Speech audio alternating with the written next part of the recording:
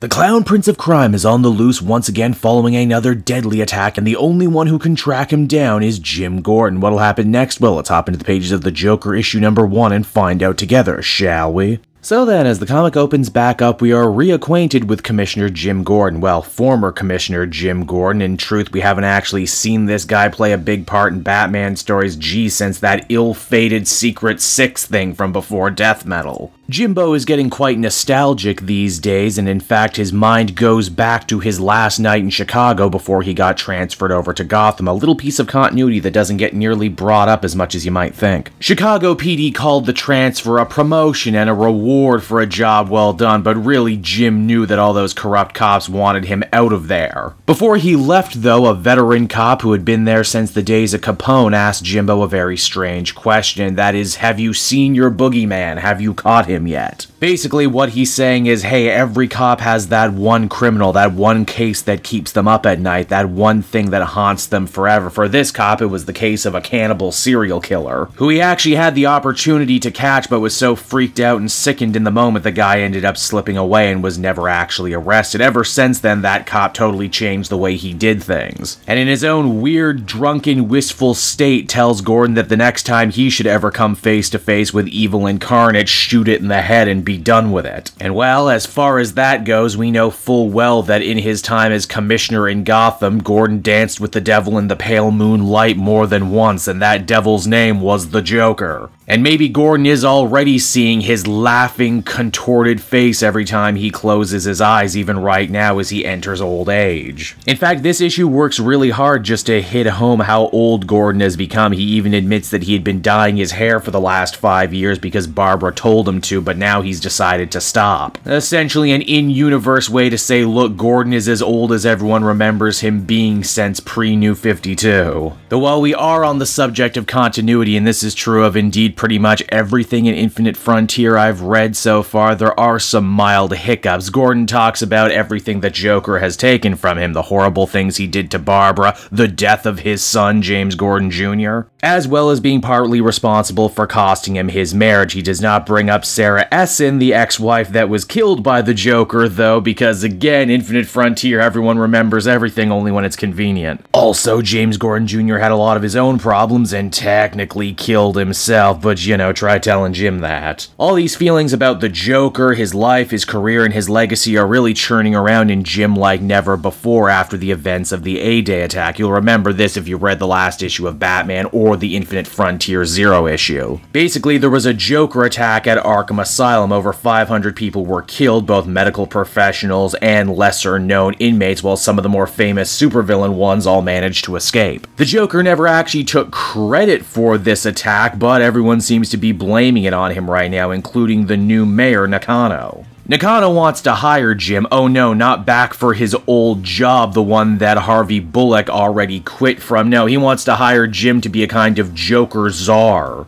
Well, the mayor's office will actually be exerting more control than ever before over the police department. Again, this makes a lot more sense if you're reading the main Batman book and know what's going to happen in Future State. Jim turns Nakano down, naturally thinking about his retirement, but he's thinking about a lot of other things too, how little Santa Prisca is holding up the dead Bane as some kind of sanctified hero, or how every day in the streets he sees more and more would-be clown gangsters venerating people like Punchline. It's all Jim wants to do, to just sit back and retire and have it not be his problem anymore. But A, he's just not that kind of person, and B, well, he doesn't have the money to retire. Believe it or not, one does not become a rich cop in Gotham City playing by the rules and being a good guy all the time. Jim's story takes a rather unexpected turn, though, when he is approached by a mysterious, wealthy young woman who says that she has a job opportunity for him, as well as very important information about where the Joker may be hiding. It would seem that after Joker left the city, he hijacked himself a private plane, one owned by a bunch of rich people who were sure to spend a lot of money to make sure the plane wasn't on any flight registry, no doubt because they were doing something very deeply illegal. This lady and her mute, scar-faced muscle have reason to believe that the Joker is now hiding out in Belize, and they want Jim Gordon to go after him. After all, next to Batman, who else is better than tracking down the Joker?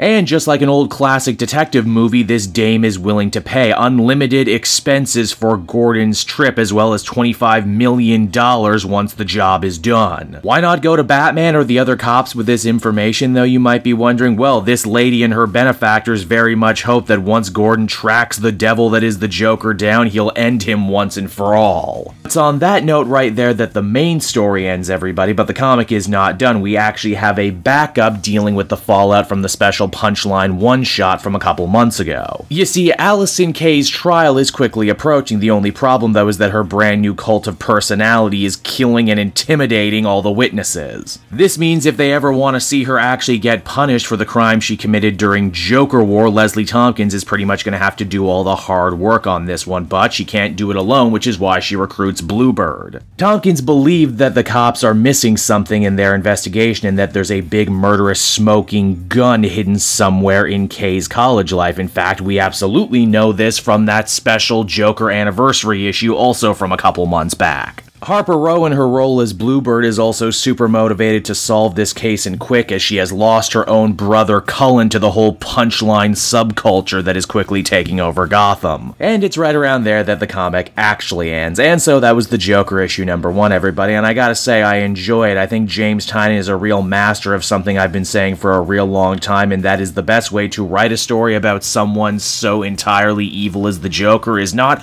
actually make it about them at all. The name on the front of the book might say the Joker, but make no mistake, this is a Jim Gordon story through and through, a rather compelling one. We don't often get to see the light shone on a character like him to lead, and I must say it's refreshing. The whole thing kind of reads like an updating on classic 1940s detective fare. Gordon is past his prime, he's old, but he's ready to solve one last case, the case that keeps him up at night. He might not have all the clues or all the information yet, but this is clearly so much bigger than the Joker, as it involves Nakano, the Magistrate, City Hall, this mystery woman, and God knows what else. Furthermore, between the Bluebird backup here and the Robin backups in the other Batman books, I really like this idea about characters getting to develop and grow in the back of more popular titles. And yes, despite some Infinite Frontier-related continuity issues, I would say I actually did enjoy this one and would certainly recommend it to anyone who was thinking about picking it up, and especially people who thought they might not want to read a Joker book. Don't worry, because it's not what you're expecting. I would give this one a much-deserved 8 out of 10. Fun stuff.